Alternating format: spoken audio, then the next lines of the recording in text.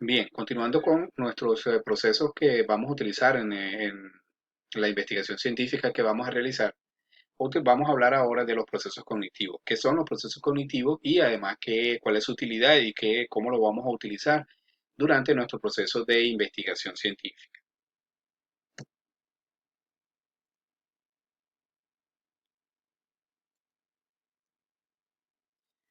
Los procesos cognitivos también se llaman como procesos generales de la ciencia y es el conjunto de procedimientos que utilizamos durante una investigación o los que nos permiten hacer una investigación científica. Entre ellos conseguimos la descripción, la comparación, la inducción, la deducción, el análisis y la síntesis. Eh, Pudiéramos agregar además que son entonces como herramientas mentales o son herramientas que nos permiten hacer el razonamiento, lo que habíamos visto en la clase anterior, en la lámina anterior, en la cual hablábamos del razonamiento. Entonces el razonamiento puede valerse de la descripción, de la comparación, de la inducción, de la deducción, del análisis y la síntesis para tratar de emitir juicios que incrementen el conocimiento científico y nos ayuden a redactar nuestro informe final de investigación. Comencemos entonces con la descripción. Esta consiste en presentar o dar cuenta de un hecho tratando en la medida de lo posible de evitar juicios de valor, es decir, opinar sobre lo que pretendemos describir. Eh, por supuesto, es necesario evitar la exageración, la tergiversación, la especulación y evidentemente también la falsedad, porque eso entonces va a desacreditar la investigación o lo que nosotros estemos haciendo. Vean ustedes con este ejemplo, vamos a tratar de explicar un poco lo que queremos decir. Si nosotros vemos esto que está aquí, este elemento, podemos decir que es una silla, que tiene cuatro patas, que tiene un espaldar, que tiene una posadera y que además está pintada de color beige en la parte donde se asienta de color negro. Si nosotros hasta ahí llegamos con nuestra descripción, ¿verdad? Podemos estar de acuerdo, eso es una descripción de tipo objetivo y no va a generar mucha polémica. En cambio, si nosotros decimos que la silla es linda, que además es una silla muy resistente, que es una silla, una super silla, que además es una extraordinaria silla, todos estos elementos que acabamos de mencionar son juicios de valor, porque le estamos agregando, estamos emitiendo, ¿verdad? Adjetivos calificativos, estamos calificando la silla como muy linda, como muy resistente, como muy una super silla. Entonces cualquiera de nuestros interlocutores pudiera interpelarnos y preguntar en función de qué yo considero que esa silla es muy linda. En cambio, si yo digo que es una silla, no hay posibilidad de mayores debates en torno a lo que es el elemento. Entonces, por eso es que las descripciones deben tratar de ser lo más objetivas posible sin incorporar juicios de valor. El siguiente elemento el siguiente elemento de los procesos cognitivos es la comparación. Esto permite al investigador respetar la naturaleza o el carácter de los hechos y sus respectivas variables con el propósito de distinguirlas mejor. Es decir, podemos comparar dos situaciones que pudieran ser similares para tratar de obtener de ahí conclusiones, ¿verdad? Juicios que nos permitan obtener conclusiones. Por supuesto, en toda comparación debemos o debe prevalecer la objetividad, que ya lo hemos dicho, la veracidad y la discriminación. Cuando hablamos acá de discriminación es que debemos ser lo más objetivo posible y lo más exhaustivo posible en la descripción de cada uno de los eventos que vamos a comparar, porque precisamente eso es lo que nos va a permitir hallar diferencias entre esos eventos para poder emitir juicios que nos ayuden a entender mejor lo que estamos describiendo. Entonces la comparación es otro de los procesos cognitivos que utilizamos durante el proceso de investigación.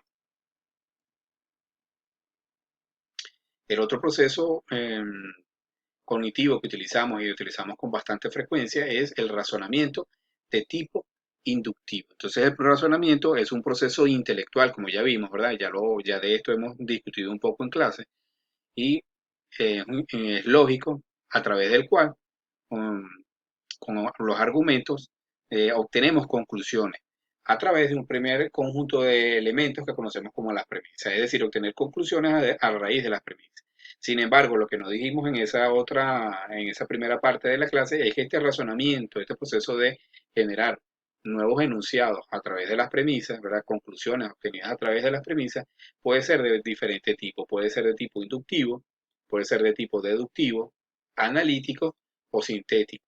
Y pasamos de una vez a tratar de explicar qué es lo que significa cada uno de ellos, es decir, que es un razonamiento inductivo, deductivo, analítico o sintético. Entonces, en el proceso de inducción, vean ustedes que la inducción se refiere al movimiento del pensamiento, es decir, esa operación de razonamiento que va de los hechos particulares, de las observaciones individuales, hacia afirmaciones de carácter general.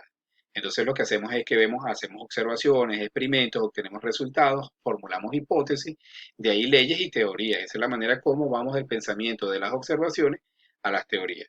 Sin embargo, esto tampoco es tan sencillo como lo estamos planteando aquí. Vamos a ver algunos ejemplos. Entonces fíjense que la inducción generaliza de los resultados, pero esta generalización no es mecánica, debemos apoyarnos en formulaciones teóricas existentes de la ciencia respectiva. Es decir, si nosotros estamos haciendo investigación en la física, ¿verdad?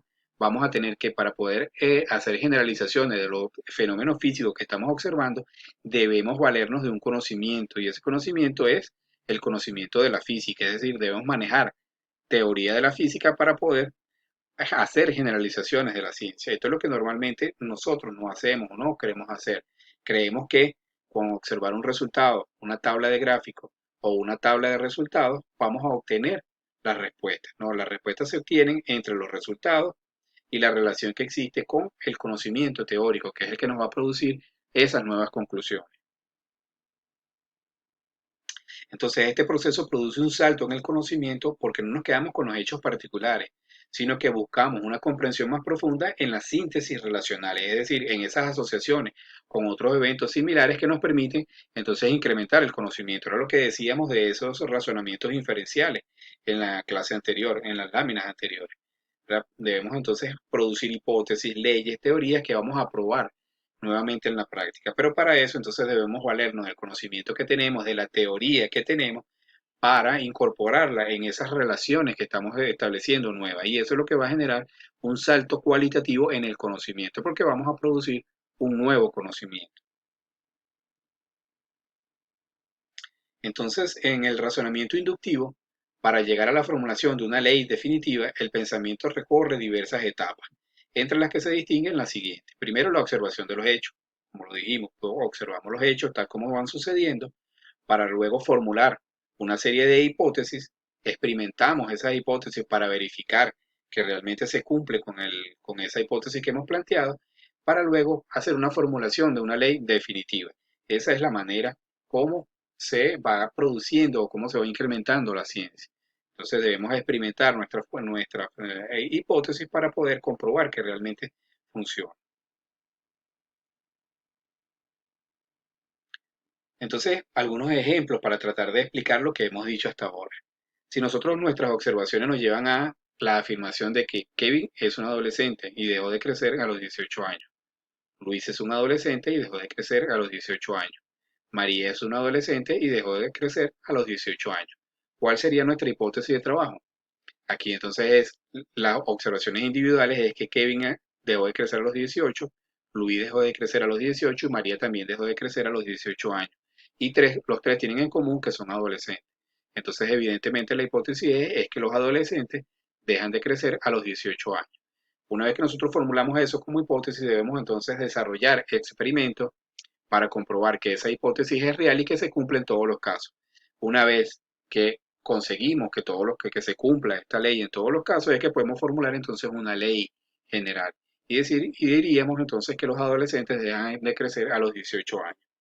Sin embargo, si en algún caso, si conseguimos un caso en el cual la hipótesis no se cumple, entonces tenemos que seguir avanzando en la explicación para conseguir nuevas explicaciones y nuevos conocimientos a esa formulación de hipótesis que hemos hecho. Vean ustedes también otro ejemplo. El oro es metal y brilla. La plata es metal y brilla. El cobre es metal y brilla. La hipótesis sería, ¿verdad? O la hipótesis lógica sería que todos los metales brillan. Sin embargo, como ustedes ven acá, conseguimos el hierro que no brilla, pero también es metal. Entonces, en este caso, vean que no es tan sencillo hacer una ley, porque cuando nosotros formulamos las hipótesis y las sometemos a comprobación, vemos que algunas de ellas cumplen con el requisito, pero otras no.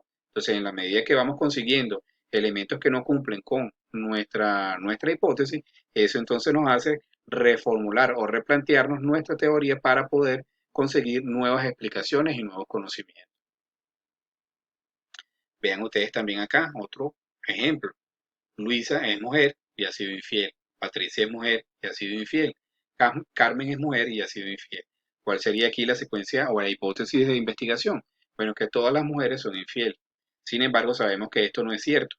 Nuevamente aquí vemos entonces que ese proceso de razonamiento inductivo, que pareciera muy sencillo, realmente en ocasiones no lo es. Entonces debemos seguir investigando y que requiere el conocimiento de la teoría para poder entonces formular nuevas leyes y nuevas teorías. Finalmente, otro ejemplo, tenemos que el individuo 1 es un cisne y es blanco, el individuo 2 es un cisne y también es blanco, y el individuo 3 es un cisne y también es blanco. La hipótesis lógica sería aquí que todos los cisnes son blancos.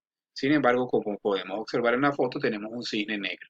Son raros, son escasos, pero eso echa por tierra entonces nuestra hipótesis de trabajo, lo que significa que debemos seguir estudiando. Sin embargo, para los efectos de lo que nosotros estamos planteando acá, esta es la manera cómo se formula el razonamiento de tipo inductivo. Vamos observando cada uno de los hechos y vamos planteando nuestros enunciados para luego tratar de que ellos consigan o conseguir la relación que existe entre ellos para formular nuestras hipótesis, comprobarlas y si podemos superar la etapa de comprobación, entonces vamos a formular nuevas leyes. En la próxima clase vamos a continuar entonces con los procesos cognitivos.